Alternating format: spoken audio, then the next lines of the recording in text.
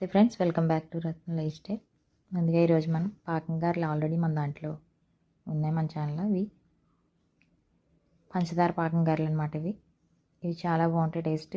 బెల్లం ఇష్టం లేని వాళ్ళకి ఇలా చేసుకోవచ్చు ఫ్రెండ్స్. మనం ముందుగా గారెలు వండేసుకుని రెడీ చేసుకున్నాం. మనం మినపగుళ్ళతో పెట్టుకుని గారెలు వండేసి రెడీ చేశాను. పాకం ఎలా పెట్టేసుకుని పావు కేజీ పప్పుకి అర కేజీ పంచదార పాకం పట్టాను అనమాట. 2 యాలక్కాయలు చెదగొట్టుకుని వేసుకుని పాకం లేత పాకం వచ్చేదాకా చూసుకుని,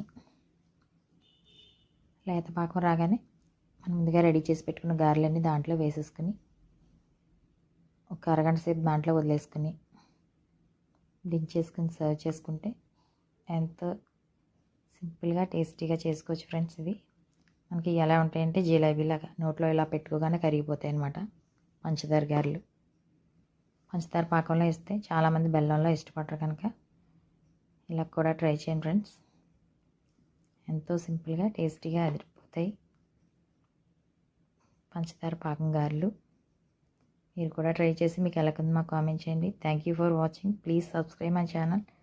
మన ఛానల్ ఇంకా ఎవరైనా సబ్స్క్రైబ్ చేసుకోకపోతే చేసుకుని లైక్ చేసి మీ friends and family members share చేయండి ఫ్రెండ్స్. ప్లీజ్ సపోర్ట్ చేయండి ఫ్రెండ్స్. రెడీ అయిపోయి గారెలు వేడివేడిగా దించేసుకుని సర్వ్ చేసుకుంటే ఎంతో టేస్టీగా రుచిగా అదిరిపోయే పాకం గారెలు ready friends. Thank you for watching. Please